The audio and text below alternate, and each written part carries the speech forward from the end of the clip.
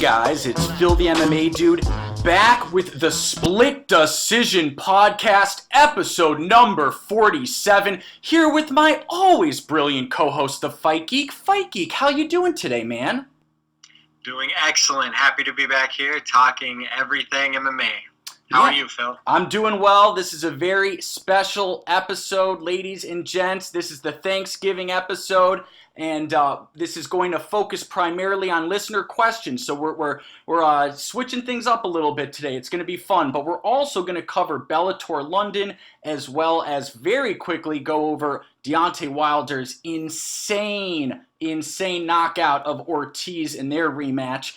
But let me start off the episode with this question for you, Fight Geek, and it's about Bellator London. So, as we both know, MVP had another, first round knockout against another complete Gianni Malello, 1 minute and 47 seconds into round number 1 in the main event of Bellator London. And I just want to know what your opinions are on MVP and where he goes from here. Because in my opinion, Fight Geek, if he doesn't fight someone with a huge name next, I don't want to cover him on this podcast because I think that people deserve better. It's getting that bad. What do you think? Yeah, well, I don't know about that, but it is getting bad. I think I've heard a few points made to the fact that him still headlining in London, in Europe, he's a big draw, so it is beneficial for Bellator to set him up to look good. But from a competitive standpoint, the guy's 30 plus. He's 15, 16, 17 fights into his career at this point. Yep. Definitely need to see him compete to stay interested in, his skill and his talent. If he's just going to be a guy who, it's almost comes across like bullying in a way. You're putting guys in there. He's obviously a world-class striker. No one's saying that MVP is not a world-class striker. He makes, good fighters such as Paul Daly and Rickles and guys like that very uncomfortable on the feet. He's a very tough matchup for anyone, So that's why I find it a little unfair that he keeps being put in there with novices and he's knocking them out, in what is his last 2 fights combined? 3 minutes or less? Something like that. Something like that. So it is hard for me to stay interested, but I'm sure that, when he headlines Bellator London, he's selling tickets over there. He's a known commodity, and all of those fans want to see MVP knock someone out. Bellator is just shamelessly obliging. Yeah, absolutely. So let me ask you this. Okay, if it's up to you, I answered this a few days ago, and I said that I wanted to see him fight Paul Daly in a rematch next, but I don't know. Now it's between that and Rory McDonald for me. Who would you like to see him fight next? I mean, the Rory McDonald fight is fascinating, isn't it? I mean, yeah. Rory has somewhat lost his killer's instinct, it seems, but he's still extremely technical and elite, with his game plan usually. And where, MVP is just very awkward, very hard to handle the way he covers space. That would be an intriguing fight to me, even with everything I said about MVP. His striking is truly elite. I do believe that. But we've seen him, struggle with the grappling elements when it came to Paul Daly, who's not known as a grappler. So would Rory McDonald be able to get him down on the ground and potentially out-grapple him before, catching one of these wild kicks or punches? There's a lot of intrigue there. I think there's other fights for him that make sense in that division also. There's the Lorenz Larkins of the world, who's a striker who will oblige him. I think that would be fireworks one way or another. And that would be in a big-time step up in competition, even, in a sense, to a Paul Daly at this point, even though I know Daly and Larkin fought and yada yada. Okay, I don't know if I definitely don't know if I agree with you that Lorenz Larkin is a huge step up from Paul Daly. That's a little controversial. I think he's offers a little more variety on the feet, but obviously Paul Daly still has dynamite in his hands. So I think obviously Larkin is closer to a title shot right now than Daly is, so that would be more of an opportunity for MVP to really prove himself. I think if he beats Daly after Daly's kind of lackluster first fight, I don't know if that really boosts his stock all that much. Yeah, absolutely. Totally agree with you. So, is it fair to say, this is my opinion, if MVP does not fight Lorenz Larkin, Rory McDonald, or Paul Daly next, I don't want to talk about his fight. Well, I don't want to say that because there's other guys. I mean, even if I would be Well, interested in come seeing on, him Fight fight, Geek, it's gotten out of control. it has gotten out of control. But even a Saba Homasi, who they just signed and had a big knockout, at least has more backbone than some of the fighters he's been facing. Saba Homasi will come in there, won't be afraid of him, and will come forward and at least risk getting knocked out to lay some heavy shots on him. So at least there's a tiny bit of intrigue there. So I'll take even a fight like that. So I'm not ready to write him all the way off, but it definitely needs to be a name guy who offers some threat. All right, I don't know about the Saba Homasi fight, but whatever. Okay, so to MVP Saba Homasi is light years better than what we saw last weekend. Agreed? Yeah, I mean, they literally picked the guy out of a dumpster and just handed him $50 and then shoved him into the cage. So, no, but, okay, so I think we're ready to move on from Bellator London for now. We have a lot of listener questions. Guys, this is going to be a heavy listener questions episode. Is there anything else you wanted to touch on before that? No, I'm good. Okay, great. So, moving on real quick, Deontay Wilder knocked out Luis Ortiz in the rematch in the 7th round of their heavyweight bout with a single punch. And it was one of the hardest punches that I think I've ever seen in a boxing match. And what my question is for you is this. Is Wilder the hardest puncher in boxing history? If not, who is? Well, I mean, come on, dude. That is basically an immeasurable thing. But in my opinion, let your hair down a little. This is supposed to be a fun question. It is a fun question. I certainly think he's shown maybe top 8 power. I mean, that's still very good in history. Top 8. Oh, stop I think I saw a stat, and I don't want to get to, stats. I think Joe Louis knocked out 27 top 10 ranked opponents, where Deontay Wilder has knocked out 2. So we have strength of schedule, though, bro. Exactly. I get what you're saying. No, strength of schedule. I mean. Well, I know Joe Louis fought a lot of. The guys Deontay Wilder is dropping. I don't want to take anything away from him. I just think it's impossible to say who's the hardest puncher in history. The one thing Deontay Wilder that really fascinates me is some of the other great punchers in history were very technical and with their feet. Mike Tyson, he used that kinetic energy coming from the bottom up with technique to really generate enormous power. Deontay Wilder can generate enormous power with horrible footwork, which is very rare. So, I mean, I still think guys who put it together with perfect footwork probably generated a little bit more pure power.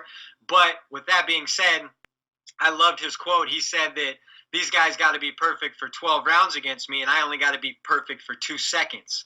And I think that is the most badass quote because it's so true. Even in the Tyson Fury fight, Tyson Fury, in my opinion, won that fight 7 rounds to 5.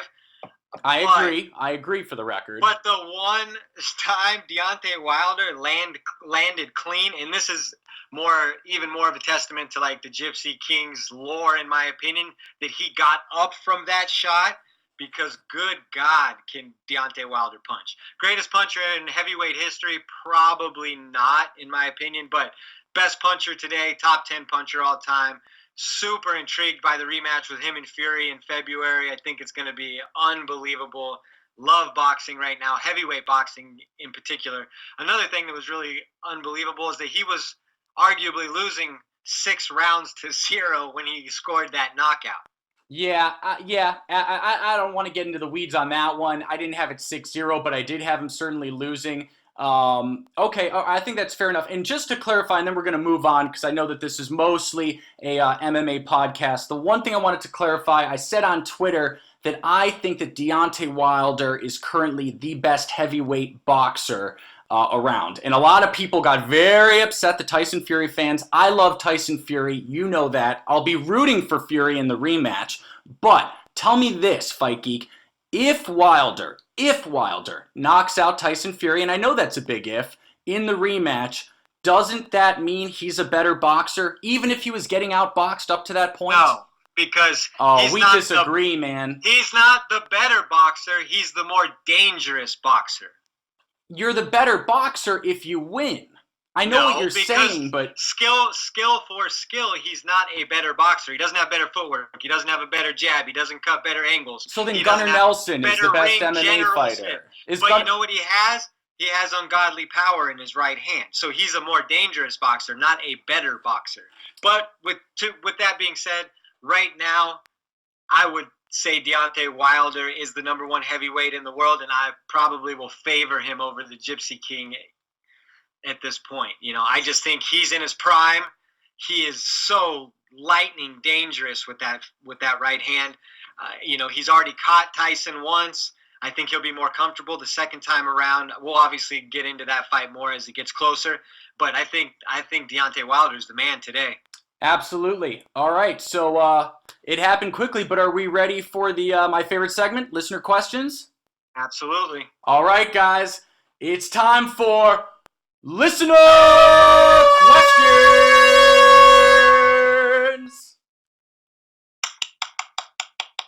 Thank you.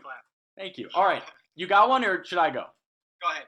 All right, this is from Paul O. Kelly, and he says, with there being less than a month before we hit the milestone of Split Decision Podcast number 50, would you both consider making this a special live-streamed episode? Quick second one, how disappointed are you that the Giannetti fight got scrapped? Hashtag AskSplitPod. Wow, interesting questions there.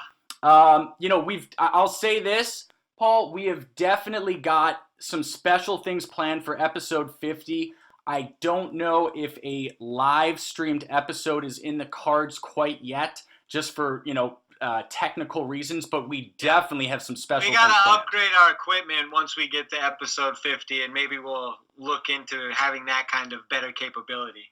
Absolutely, but we definitely have some things planned for episode 50. And I love Paul's second question. What did you think of the Giannetti fight getting scrapped? What's your take? You start this. I've got some serious thoughts. I was completely pissed. That was going to be the highlight fight of my weekend. Oh, yeah. Other than Wilder Ortiz 2, which obviously was a big fight. Nope, I was more excited for Giannetti versus Yeah, Patty. I thought it was a great fight of two young guys who have a lot of question marks. I want to know more about both fighters, and the only way we're going to learn more about those guys is if they get in there versus other guys, that are measuring sticks. So I thought that was a good fight. I don't think Patty, coming off of his loss and his layoff, can take a guy who missed weight by 9 pounds. I just don't think career-wise that makes any sense. Yeah. So you agree with Patty's decision not to take the fight, even though Giannetti offered his full purse to 100%, because it's perception, it's your career, it's your resume. If you're I guess it depends on who you are and what you value, but obviously Paddy Pimblett's been in this game for a while since he was very young. He's kept a clear eye on his career from the beginning. He's turned down the UFC a couple times because he's had his own prerogative. Patty's his own man, and he looks out for himself. So I agreed with his decision.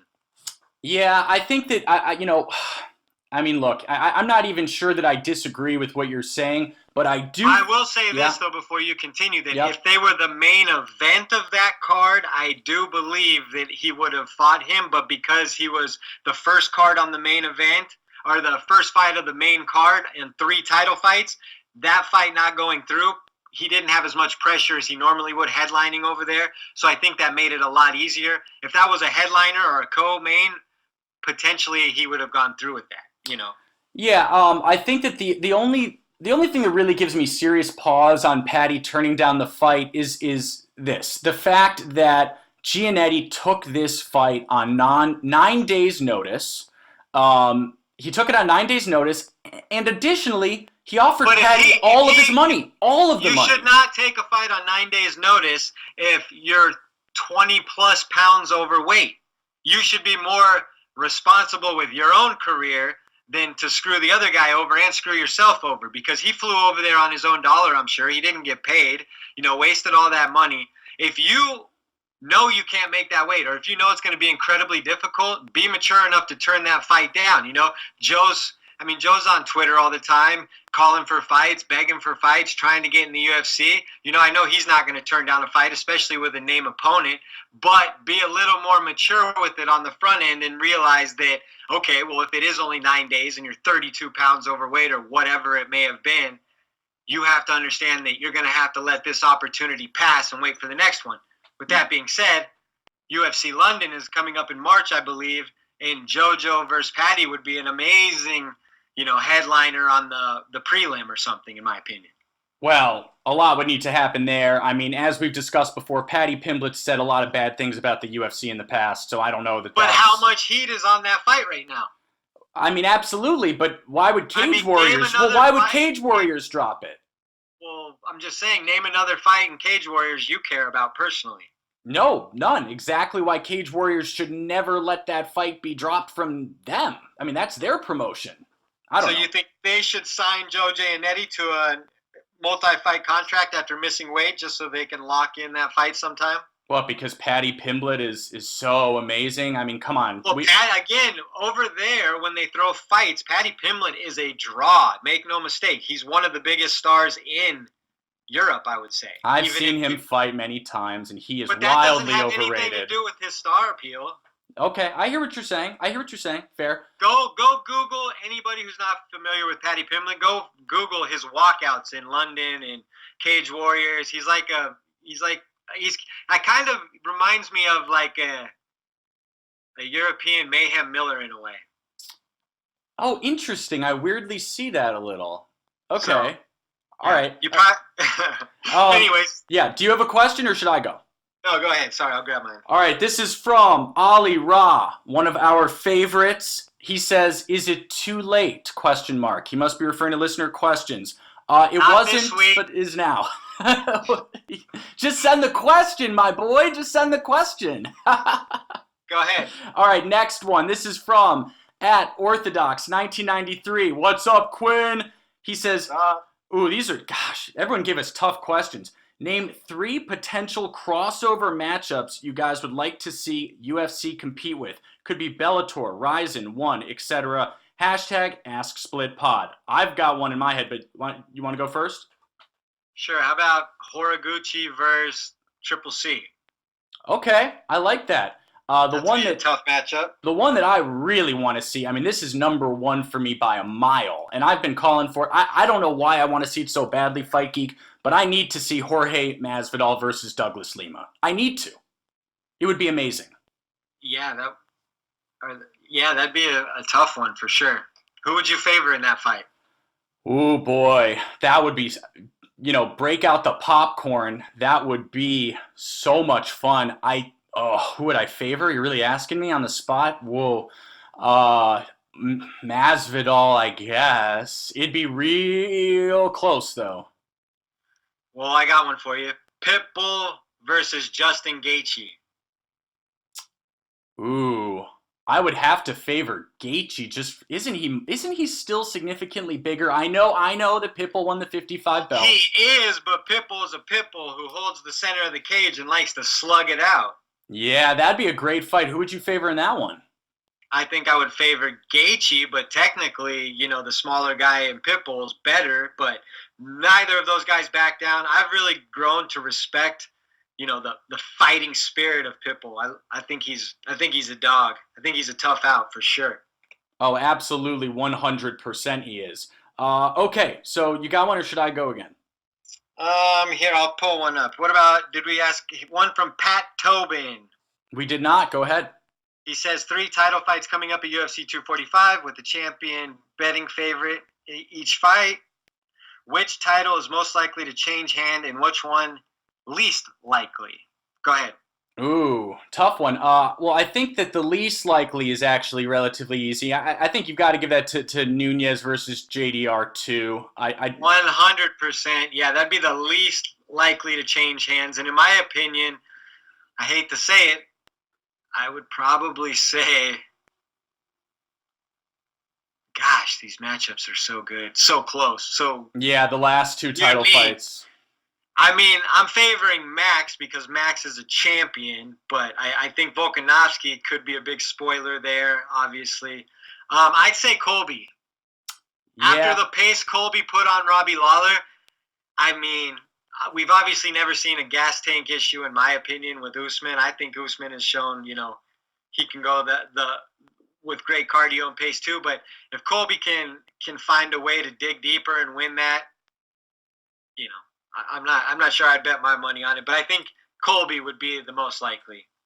I have to agree again. But I think that, like you said, Volkanovski is a very live dog against Max Holloway. Yeah, Make no mistake. But I agree with you. Colby Covington has the best chance of getting the strap. But Max could also land 200 significant strikes on Volkanovski.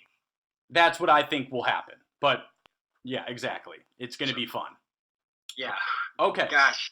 Yeah, we can't wait for that. 245 is going to be like a godsend after this 3-week break from UFC. It is such a stacked card. I can't wait to break that down. Seriously. Okay, I got one from Jokers LL. Jokers LL, what up? He says, it's a hypothetical, so I know Fight Geek will love it. Okay. If John Jones didn't come back from his last suspension, ooh, I like this question already, and DC still moved to heavyweight, who would be champion at 205? Do you think there would be one or two guys that hold it, or would the title picture be a revolving door? Go ahead. At that time, if John wouldn't have come back, I think Volkanovski would have won the belt. Wait. With DC. Volkanovski? Or no, I'm sorry, Volkan Oezdemir, excuse me. I think he probably would have won the belt at that time, and yes, it probably would have become a revolving door. And my sleeper to have won the belt at that point is if there would have been a clear path, Gustafsson could have came back and won that vacant belt if John never came back, because that was John's comeback fight. Well, Fight Geek, you're crazy. You just lost me completely. What are you talking about? Gustafsson? He's looked anemic. About an alternate hypothetical universe here, and now you're... Okay, so Lionheart retires Gus, and yet you didn't even begin to mention that was post-suspension. That happened after all of the fact. Right, but I think we're starting...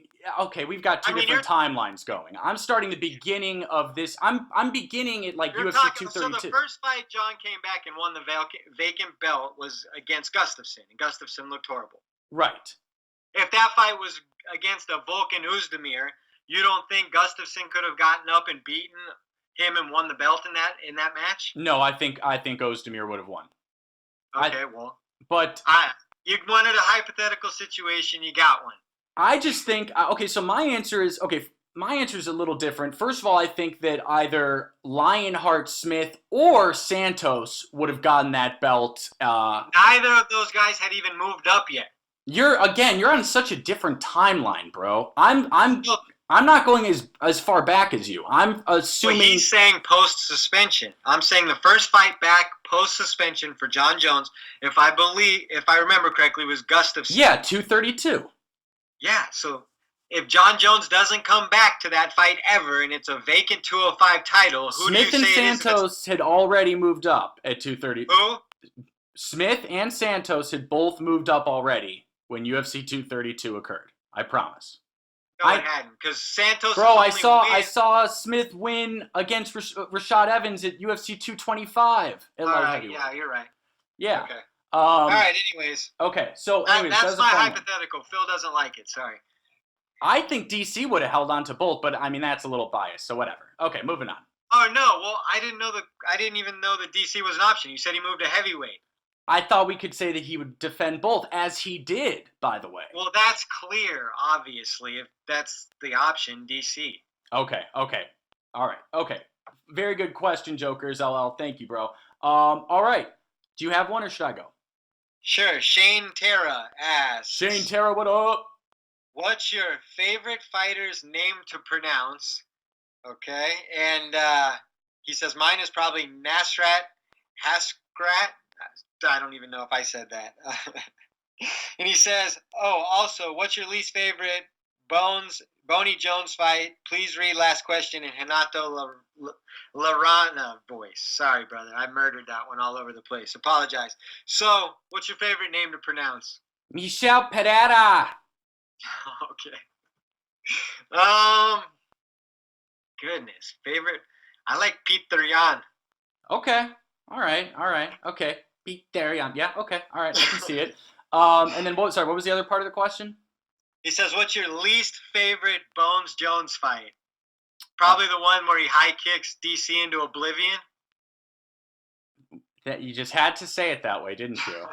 You just to say it. That's just how my brain remembered it. Even though it was a no contest, it never happened, right? I mean, it was a no contest. We all know the circumstances. But yes, the UFC 214 that I was at live, that was heartbreaking, where I was wearing my DC shirt, and I was the only person in the entire stadium wearing a DC shirt. Yes, that's my least favorite. Were you crying at the same time as DC, simultaneously? No comment. Okay. All right. You got one?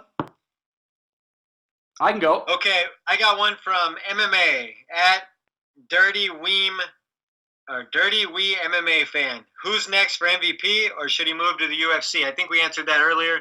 I think we had 4 questions. I'm going to go and say Saba Homasi. Sign me up. If he beats Saba Homasi, then he can have a real contender. You're actually asking for Saba Homasi after all that we just discussed with Rory and Lorenz. Yeah. And Paul Daly. Fight Geek if I didn't want MVP versus Saba Homasi. He's obviously going to take baby steps up in competition. He's not going to jump from that dude he fought last weekend to Rory McDonald. Get real, He called out Douglas Lima for a rematch. I was offended. But that is the safest one, because if he gets knocked out by Lima, it's like no different than what he already has on his resume. So he's already been exposed by Lima. So that's a safe call out, in my opinion. I mean, it's also his shot at a title. It's quite a win-win. Sure. I mean, obviously, it is a shot at the title. He's not winning that fight. But, no way. Oh, no way. But he always possesses the 1 in 1,000 shot at, getting in and landing something crazy. But I think we saw, Lima is just a machine. Yeah, and then, so my final answer is, a few days ago, I said I wanted Paul Daly to, which, by the way, just so everyone remembers, was a really close fight that MVP barely won, the first one against Paul Daly. But I know it was a boring fight, so because of that, my choice is Rory McDonald. Excellent. All right, let's move on to Driver. He asks. Driver, what up? He says, if you've answered this in the past, I'm sorry, because I think you may have, but how do you think MVP would fare against top 10 or top 5 welterweights in the UFC? Hashtag AskSplitPod. Let's go down the list. So the champion very at 170. Poorly. How long would it take for Usman to get him down and smash him out? Not 3 long. minutes? Less, probably less. Colby, how long? About 3 minutes. Tyron Woodley. About 3 minutes. You want to keep going? Because I'll keep saying about 3 minutes. Well, where are we at? Ponzinibbio. Ponzinibbio, he could survive a round against Ponzi. Ponzi scheme, the eye poker. He could survive a round. All right, how does he do against Ben Askren? Well, Askren's retired. Let's not be too cruel. Yeah, okay, sorry. Jorge Masvidal. Oh my goodness. He'll be eating out of a straw if he ever wakes up from that one. Nate Diaz. He's not even a 170-pounder, but let's just go Nate Diaz would do whatever he pleases to him. Drowned him and then choke him out? Or Stockton slap him for 4 rounds and then knock him out. How does Mike Perry fare versus MVP? Oh, that would be a little bit more fun, but I absolutely like Mike Perry's chances. 170 Cowboy versus MVP. Cowboy. MVP versus Wonder Boy. Wonder Boy.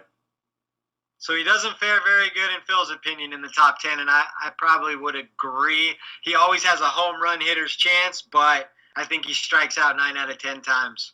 Yeah, maybe, I was going to say maybe that Wonder Boy fight would be the closest, but Wonder Boy's too technical. No, Wonder Boy he's too technical. More technical with his karate than he is. Wonder Boy would win.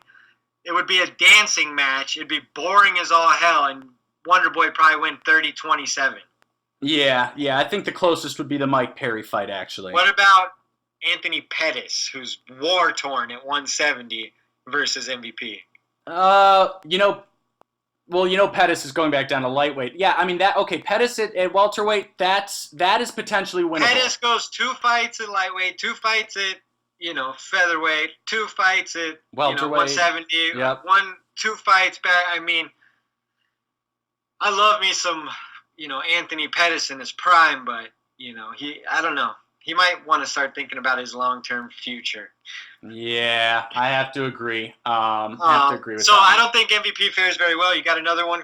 Yeah. So this is from Kev, one of our very loyal listeners. Kev, what up? He says, in your guys' opinions, which was the better fight? Michael Chandler versus Eddie Alvarez 1. That was a great one. Or Frankie Edgar versus Gray Maynard 2. In my opinion, these are the 2 best fights in lightweight history, but I honestly can't decide which one was better. Keep up the great work. Wow. Okay. I feel strongly about this. I do too. Edgar versus Gray Maynard is unbelievable. And if that happened in the modern era, that fight would have been stopped in the first 3 minutes of the fight. That fight is who Frankie Edgar is. That is why people love Frankie Edgar. That's why Frankie Edgar is a legend. I mean, it's got to be that one, in my opinion. So here's kind of the awkward part. I disagree. Really? I think that Chandler Alvarez 1 was the better fight, but it's so. I mean, you know what? I think that one was more back and forth within the exchanges, where Frankie versus Gray was waves of action, where one guy was dominating another, and then another guy came back to dominate him, where I think the Chandler fight was a little more back and forth within the action. I mean, you can't go wrong with either, but I'm firm in the Edgar camp. That is the Frankie Edgar defining fight, in my opinion. Wait a second. You're saying that the Alvarez-Chandler fight is worse because it was more competitive? No, because it was just less dramatic with the waves, in my opinion. The first round of Edgar versus Gray Maynard is arguably the greatest round in the history of MMA. Frankie Edgar's rolling around backwards, delirious, hanging on for dear life, and then he comes back and shows enough heart, cardio, and skill to outpoint. I mean, off the top of my head, does he finish Gray? Are you looking at that? I'm not looking at it. He wins a decision. Excuse me. I'm pretty sure it was a decision. But yeah, the comeback was like some Matt Hughes versus Frank Trigg 2 stuff. You need the cardio. You need the discipline. You need the skill whenever you're hurt like that. It's part of the reason I used to love Nick Diaz so much in his prime, is because his heart was so evident when he fought. Same with Frankie Edgar, and especially in that fight. So. Oh my gosh, wait.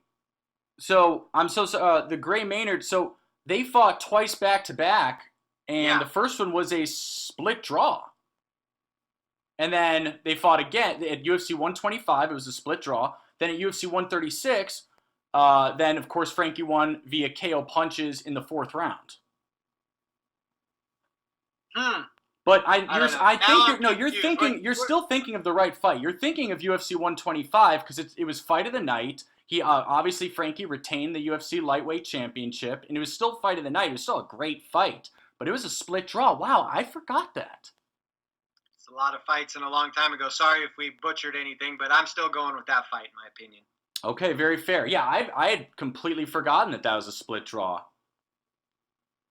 Well, okay. Nobody's perfect, Phil. Let's keep it moving. All right. This one from Cyrus King, one of my favorites. Cyrus, what up? What up, Cyrus? He says, damn, fellas, people can talk smack about MVP only fighting cans, but based on your questions, people seem more fascinated by MVP than any fighter in Bellator. Sounds like a star to me. What do you think? Well, it goes back to my point about him headlining in London. If you put him in Thackerville versus No Name Melio or whoever he fought last weekend, he's going to draw 5,000 people. You know what I'm saying? So I don't know how big of a star he is. Until he starts beating elite fighters. Because you know what people tune in for? Badasses. Not guys who beat up cab drivers, Eventually that gets old. That's why Mike Tyson is still revered, 30 years after his career, because he was truly the baddest man walking the earth at one time. You know what I'm saying? So that is the whole point of the fight game, is to prove that you're the best. And if MVP just wants to prove he's a dancer, then he's probably only going to sell out, and be a star in London, and in my opinion. Yeah, I think, Cyrus, I think you bring up a very good point. It's true that a lot of people are talking about MVP this weekend, but I think there's two reasons. First of all, it was a very slow weekend in the combat sports world, especially the MMA world. And second of all, I think that people are reaching sort of the saturation point with, okay, what's going on with MVP and his opponents, and that's why they're talking about him. I could be wrong, but that's what I've taken away from it is people want to know what the deal is. Is he going to fight real competition or not? This is the boiling point. Yeah, I mean, is he trying to become a champion? Does he want to prove he's the best, or does he just want to, be, floss on guys who don't deserve to fight him? So who cares? Yep. Okay, you got one or should I go? Go ahead if you got one. All right. This is from Juice from Fighting With Myself podcast. What up, Juice? He says, he's got two questions. He says, first of all, who would win in a fight between MVP and the UFC matchmakers? And two, what are you guys having for Thanksgiving dinner? Hashtag AskSplitPod. Thank you for using the hashtag, Juice. You want to go first? Yeah, considering that Ben Askren had to debut versus Robbie Lawler, I'd take the matchmakers all day in that one. There's no easy fights in the UFC for MVP. I just don't believe that. He'd have to show me. There's no Melios in the UFC. There's just not. Mike Perry's not ranked, and he's an absolute animal who wants to tear your head off. You know what I mean? Oh, yeah, but wait, the matchmakers. I think Juice was saying who would win against him in the matchmakers. Like in a fight or against, like, them, who they would book against him? The matchmakers did Ben Askren in. They did, I mean... Oh, I see how you're interpreting the question. I thought Juice meant literally. You're like, I mean, well, we never know. It could be Mick Maynard on the Bellator bill next. But yep, that's what I was just thinking. I was like, I thought he meant more like hyperbole, like who would win, the scheduling of the matchmakers or MVP. And I'm using Ben Askren as the example. He debuted versus Robbie Lawler in the UFC. So that's not exactly friendly matchmaking for a guy who's coming in trying to prove himself. That's very true. And yeah, if we're taking it that way, I definitely think the UFC matchmakers would have their way with MVP. And frankly, if Mick Maynard's fighting MVP, that's a kind of okay. Fine, it's not close. Fine. James Vick versus MVP. Ooh, that'd be a fun. No, that would not be fun. We don't want to James Vick versus MVP. James can't take a punch anymore. That's true. That'd be the best matchup for him. And what are you having for Thanksgiving dinner, Fight Geek? Everything. No, obviously, all the fixins, turkey, mashed potatoes, all the veggies, mom's homemade pecan pie. That's my favorite personally. What about you?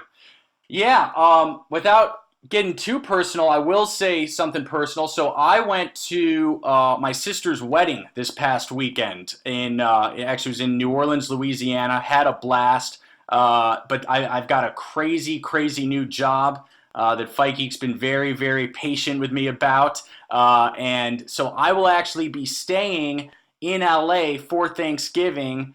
Feel sorry for me, and I will just be chilling and working and doing nothing fun, but I'm still probably going to have a giant meal for Thanksgiving. Oh, wow. We feel bad for you, buddy. Oh, thank you. We'll be with you in spirit. I'm sure you'll check in on MMA Twitter throughout the day. Oh, I'm sure I will as well. Okay, wait, I've got another question from Ali Ra. He says, which is good because his first one didn't really count. He says, weight cutting, tainted supplements, and judging are some of the biggest problems we have in MMA. Which issue do you believe is the most important to be reviewed and changed, and how would you go about fixing it? Goodness gracious. These are some really good questions, guys. You guys are throwing the kitchen sink at us. This is like homework now. No, but they're great. They're just hard. Yeah, excellent. I think the tainted supplement thing, I have some work experience in manufacturing of supplements, and I do understand how easily it is for those kind of smaller operations who are manufacturing, non-FDA and FDA approved supplements they can be contaminated from, not great cleaning practices by different crews and things like that. So I think that's a big deal because the court of public opinion, when someone tests positive for something or whenever any of this comes out, it follows you forever. There's very few people who actually, when they say tainted supplement, I'd say 9 out of 10 people just probably assume it's bullshit and that they're cheaters, right? Yeah. So I think that's very hurtful to some of these people who, in good faith, aren't trying to cheat. And I do think there's probably more than, more than people will allow for, Right, but this is actually a very timely question because I'm not sure if you're aware, I'm guessing you are, that USADA just changed their supplement policy to favor the fighters. Yeah, I saw that. I didn't read into the actual policy changes, so I'm not up on that, but they definitely need to do something because, there's many cases that are highly publicized. The Frank Mir case you can look into, the Tom Lawler case. Nate Diaz. Nate Diaz, but, Nate Diaz, they actually, moved right past whatever. I'm sure there's people out there that assume Nate Diaz was cheating or is cheating now just because of that rumor. Oh, USADA, they went out of their way to really clear that one up, though. You still think? Well, yeah, they stood to lose a bunch of money. Yeah, but so you think that he was cheating?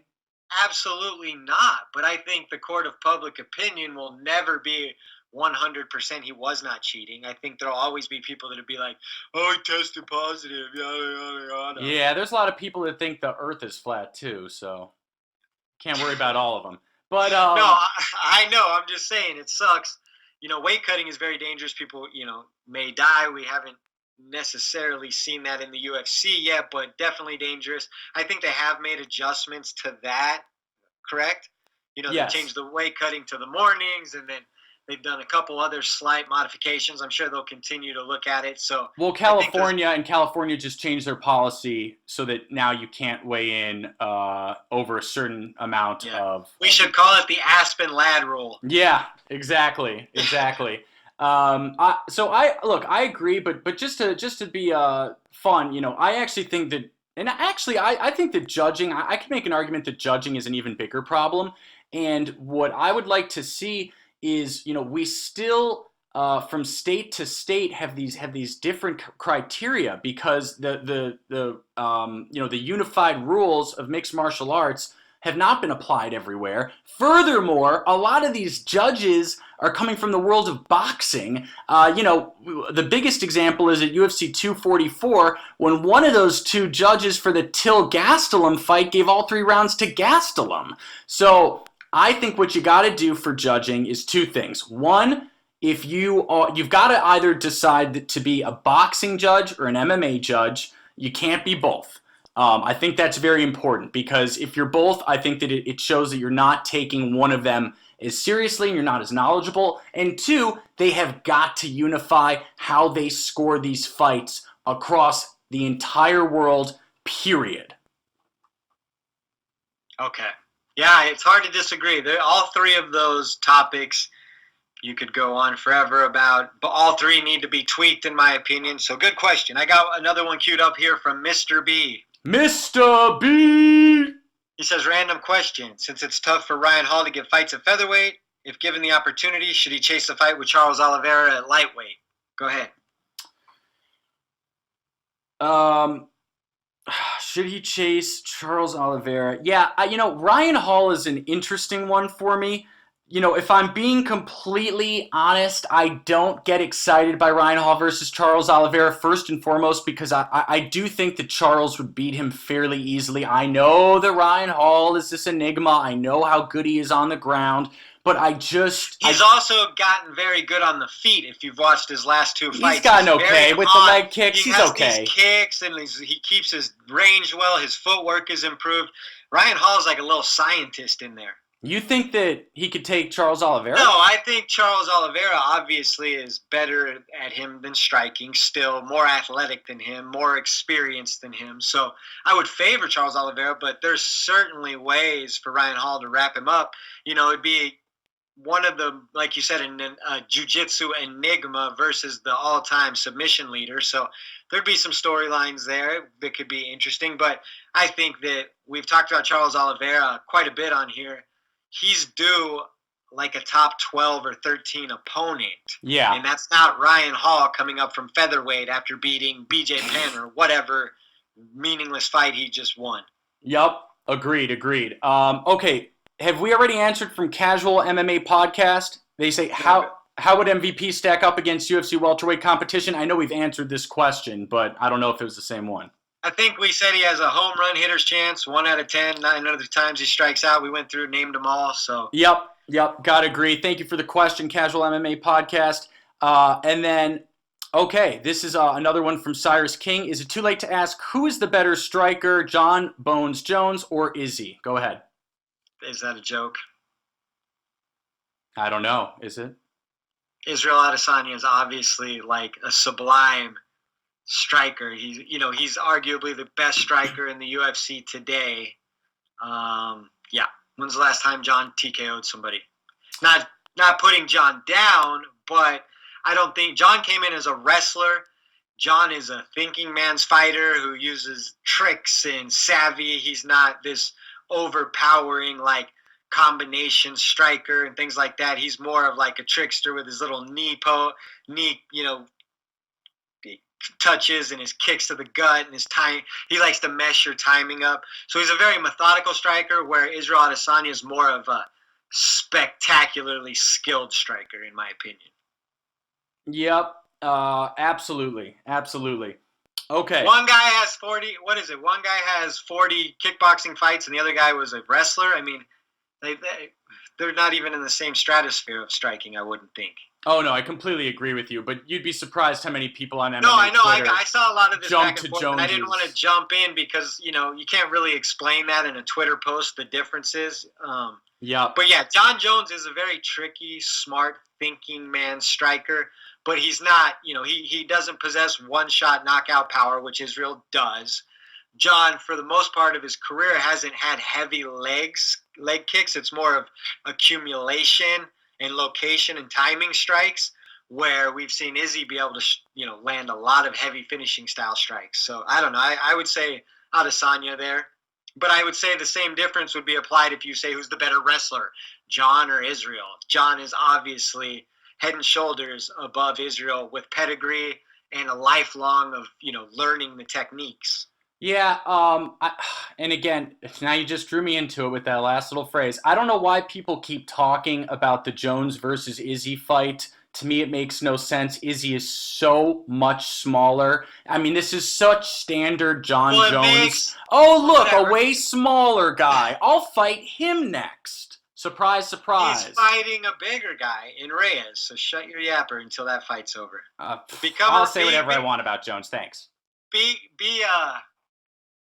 Your two least favorite fighters on the roster are fighting, so you got to be a Reyes fan now. Go Reyes! Go Dominic! Rooting for you. All right, I got one queued up from Meep MMA. Meep, what up? He says, how do you feel about the following? I'm just going to rapid fire. Deontay Wilder's KO. How do I feel about it? Yeah. I think it was amazing. I think it was jaw-dropping. It was enough that we had to talk about it in the very beginning, and we rarely talk about boxing. It was incredible. Agreed. Pearl Gonzalez breaking elbows. Yeah, Pearl's a bad lady, and she's also, I think, she's very pretty, which it doesn't matter and isn't relevant, but Pearl's the best, and she's a badass. Agreed. Okay, MVP getting the MVP treatment. We've talked about this ad nauseum, but I think we've got all kinds of fights for him. Everybody wants to see, him step up in competition.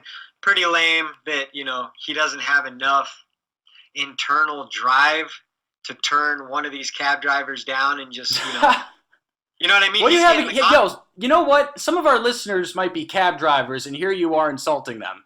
Well, no, I'm insulting MVP because, you get a contract with some guy's name on it you've never heard. He doesn't have a Wikipedia page, and you can't find any film on him, and you're like, word, I'll fight him in the main. You know what I mean? It may as well be you, Phil. Hey, you know what? I got some moves. I think I could take... No. I think you could run away for 90 seconds. Oh, I know I could run away for 90 seconds. Is that all I got to do? Okay. Sign me up. Keep it moving. Okay. And why are peeps so sure Max will lose to Volkanovski?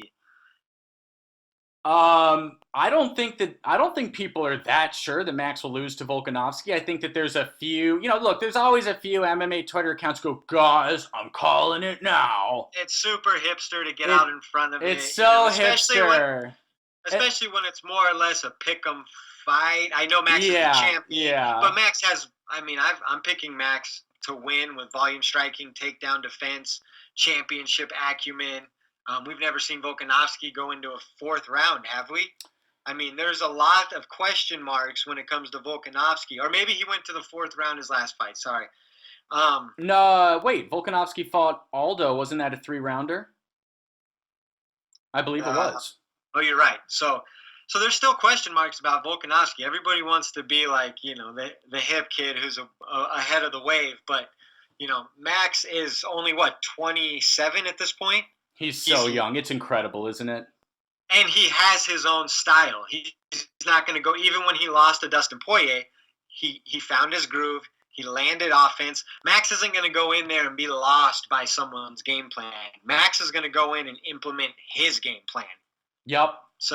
Absolutely agree. Okay, got one here. We've got a ton of questions. Wow, this is great. This is from Sebastian at CoolHandle1. He says, Jan versus Faber. I know we're basically all on the same page here. Do you think Faber can last to the decision, or does he get finished?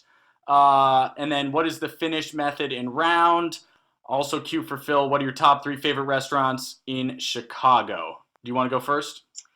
I'm picking Faber to lose via decision. I don't know why people are so sure that, Uriah is going to get, beat into oblivion. Now, I'm the biggest Peter Yan fan there is, but Uriah Faber has a lifetime of experience, knows all the tricks of the trade, is a good defensive grappler, is a great offensive grappler, possesses enough power to keep you honest in most fights, as seen from his Ricky Simone fight. Absolutely. So I'm definitely taking Faber to last the distance, and I'm even saying that Faber has a chance to stun Jan, grab a guillotine. Faber has ways to get there. Even though he has 40 plus fights on his resume, Faber, he has a young man's body. You know what I mean? Yeah, Sebastian, we are not all on the same page here. We might be reading out of the same book, but we're on different chapters, bro. I got Faber taking this by split decision, okay? And but Faber's one of my favorite fighters. You feel guilty because you picked against him for Simone, so. And Faber literally got me into the sport. You know that.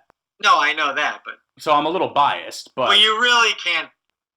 You thought Simone was going to beat him, but you don't think Peter Yan's going to beat him. I think Faber's going to win a split decision. Okay.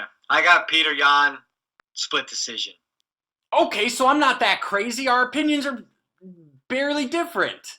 True, but the question was, will Faber see the bell? I think so. Oh, yeah, I do too. Okay, got another one from Cyrus King. He says, do you think Bellator is really the number 2 MMA organization in the world? I say it's won championship myself. The way they're handling MVP and even James Gallagher makes me think they're not serious about being a true MMA powerhouse. And Cyrus, preach! Well said. I agree. The 2 names he mentioned are moneymakers in Europe for Bellator. So the function of how they're booking those fighters aren't the same as the UFC or ONE. They're booking them strictly to make money at the gate in European markets. Who has the higher stable and caliber of fighters? ONE championship or Bellator? ONE championship by a mile. Yup. So we agree. Okay. Maybe not the elite champion. If you go champion to champion, I think it's very, very, very, very close. And I would even lean champion for champion to Bellator being stronger. But the depth of the roster is much better in ONE, skill-wise, in my opinion, than Bellator. I agree with pretty much both those statements. Definitely the second one that ONE championship is deeper. Ryan Bader would probably, I don't know. I don't want to make any ignorant statements, but Ryan Bader and Gegard Mousasi and Pitbull and these type of fighters would do very I think would do well in one. Yeah, no, I think you honestly nailed it. But one is the better promotion. It's significantly deeper. Yeah, definitely. I mean, I think their fight cards usually have like 18 or 20 fights on them, And they're good people. They're not like they're pulled a lot out of more the sewer like Bellator's lifetime Muay Thai fighters and real martial artists, and not gym owners and cab drivers. Yeah. Anyways, excellent question, Cyrus. Okay, do you have one or should I go? Yeah, I got one. G from Whoa TV. Oh, I was gonna ask that one. G, what up? We love G. Go ahead. Oh, you're letting me read it? Okay. Yeah, you won't. All right. G from Woe TV. By the way, she's got the Woe podcast. Very good one if you ever need to listen to something after hours. What did you think of Terry Brazier's? Oh gosh, I screwed that up. How do you say his last name? I think it's Brazier. Brazier's boring motherfucker comment after his loss to Soren Bach. Do you have sympathy for fighters that lose in dominant fashion and complain, or should a fighter be prepared for all facets of MMA and just accept the loss without being a sore loser? I mean, you can be a sore loser, but that was classless. That was not. You just sound like an idiot when you say that. It's the same way when Paul Daly is all upset because his defensive wrestling's so horrible that John Finch can hold him down for 14 out of 15 minutes, and it's the same reason guys get frustrated and lash out, but they're really just frustrated that their skill level wasn't good enough to defend what the other guy was trying to do. Now, was it the most exciting fight in the world? Obviously it wasn't. But to come out and disparage a guy who completely dominated you with the wrestling, Yeah. If you just want to bang, bro, go to Bare Knuckle FC or something. You know what I mean? They've got avenues for that. You're making Bare Knuckle FC sound a little cooler than it is, but I see what you're saying. Or even you can be a kickboxer. If you just want to bang and you think that wrestling is that boring and yada yada, then go to Glory. Go to Glory. And Soren Bach, he was debuting in Bellator. Big fight from him, coming from Cage Warriors, former champion, beat Paddy Pimblett, has a little bit of a name, a bigger signing again for the European market. So he's got to win that fight. I'm sure he doesn't really he wants to be exciting. Every fighter does, I'm sure. But at the end, he needs that dub on his resume, and he's going to try and he's a fighter that could potentially be somebody in Bellator. So absolutely. Got to get that win. Yup. Okay. This one's from David Everett at Pulp Fiction Buff. He says, Hannah Cyphers and Brianna the Bull Van Buren was just announced. Luckily, it doesn't happen very often. But does anybody else get annoyed when prospects are matched against each other? Shouldn't they develop these two on lesser talent in the division? Seems pretty short-sighted. And my quick answer is that I do have to agree with David here. I think absolutely you should be developing them. But is there enough depth in that class? Probably not. At this point, if you're in those girls' range, I mean, what is the difference between a prospect and lower level competition in the UFC? They're basically the same thing. The UFC's not keeping around 34-year-old cab drivers for the prospects to beat up. What is with you? You really have it out for you. Did you have a bad cab ride earlier today? No, I'm just saying. You are not in the mood to deal with cab drivers today. Well, you're not going to find guys like that in the UFC or girls like that in the UFC. So they don't keep the fringe level fighters for the most part. So, I mean, who are they going to match these girls up with? A fringe fighter that they're about to get rid of.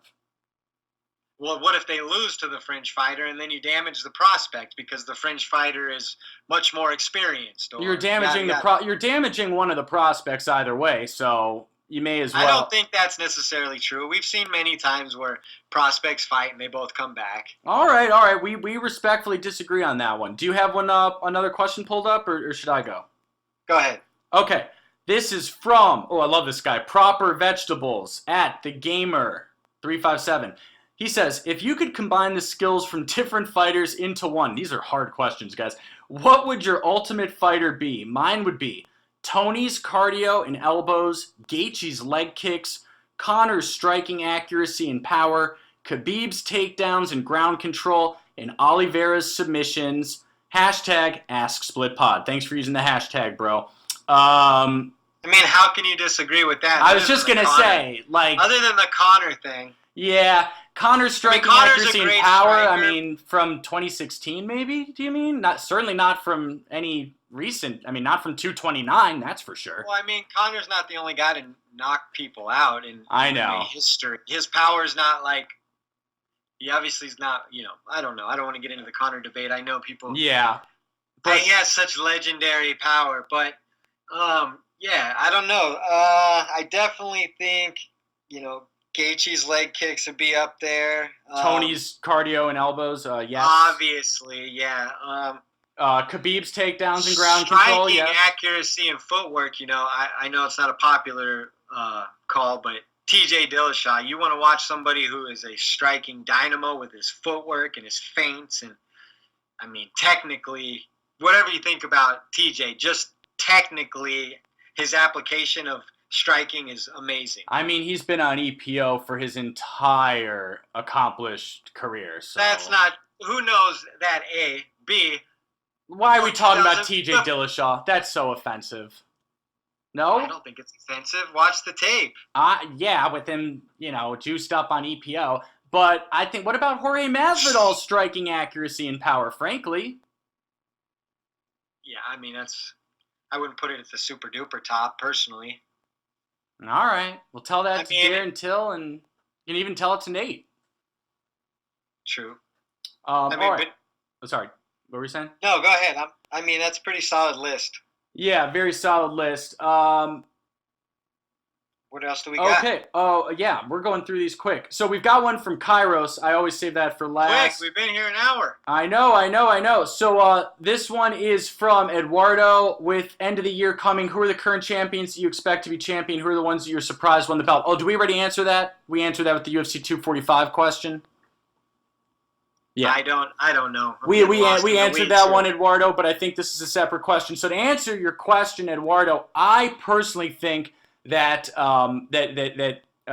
as of right now, and I can change my mind, I do think that Usman will retain the belt, and I think all three champions will retain at 245. Right now, I have the right to change my mind, and I may.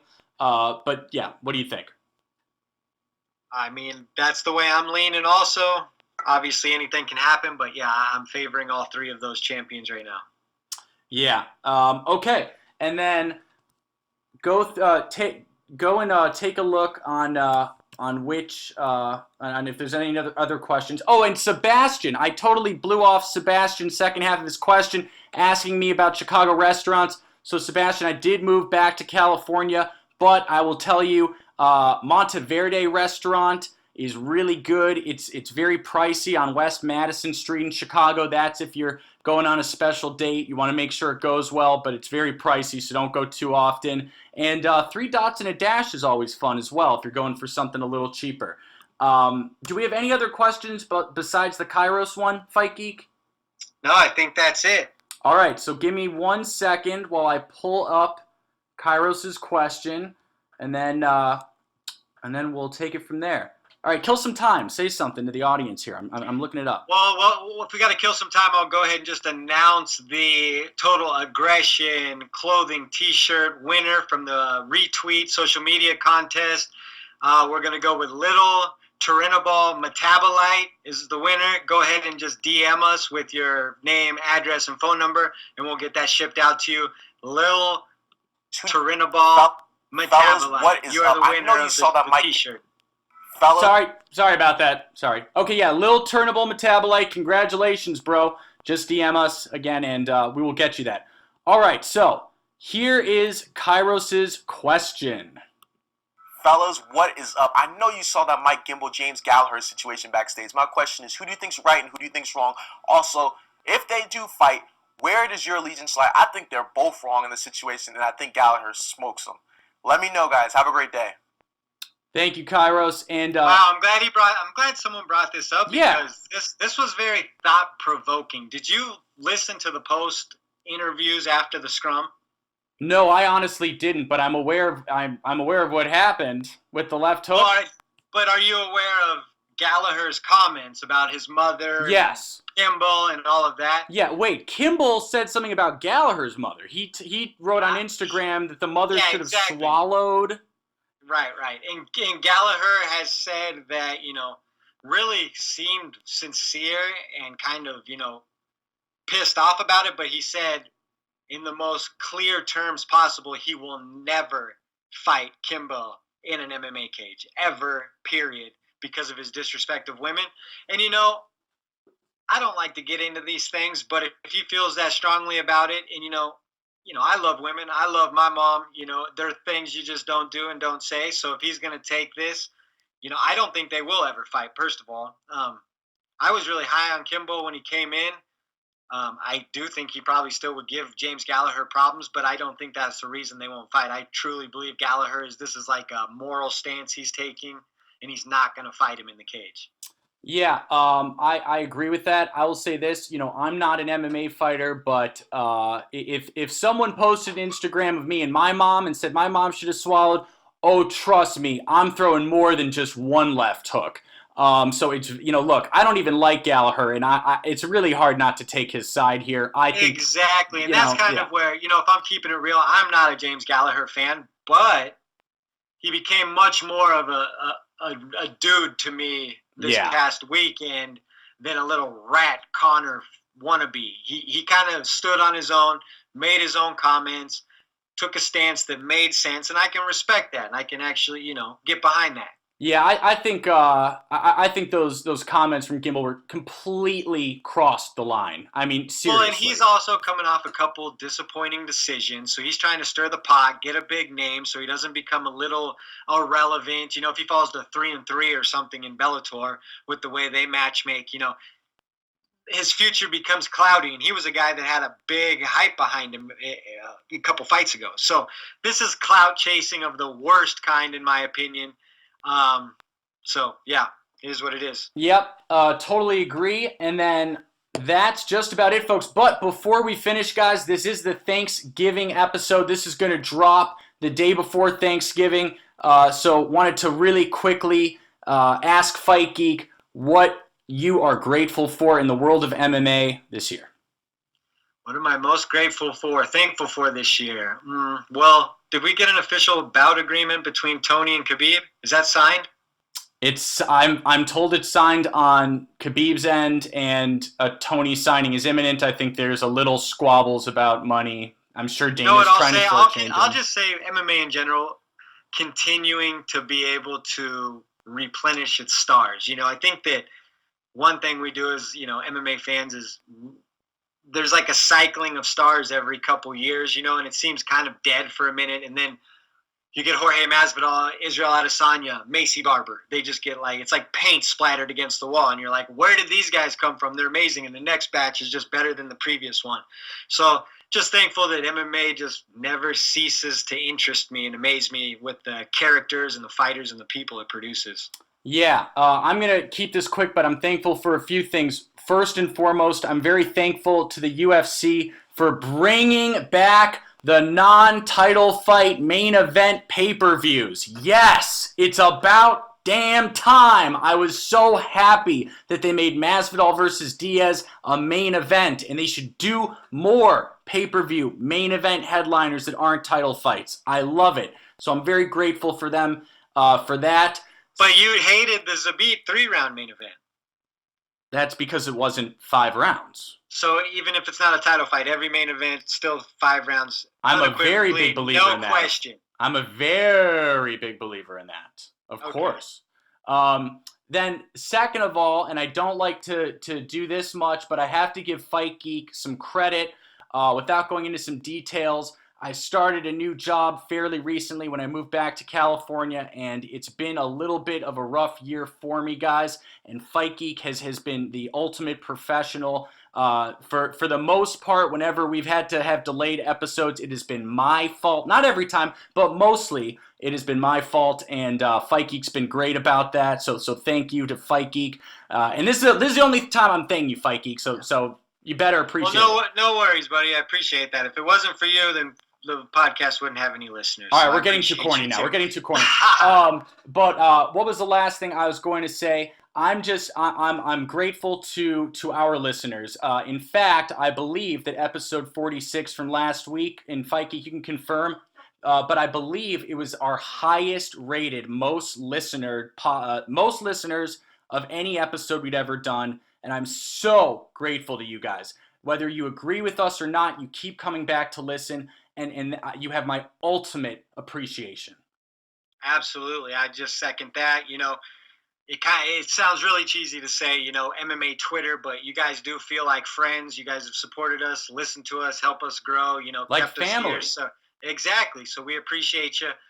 Hope you guys all have a great Thanksgiving, and thank you for everything. Yeah. All right. And with that, Fight Geek, take us away. All right, guys, as usual, you can find us on iTunes, Spotify, YouTube, Google Play, Stitcher, and more. I'm at The Fight Geek MMA. He's at Phil the MMA Dude. We're at Split_podcast. It's 4 words, The Split Decision Podcast. Thanks for tuning in, and we will talk to you next week. Peace. Peace.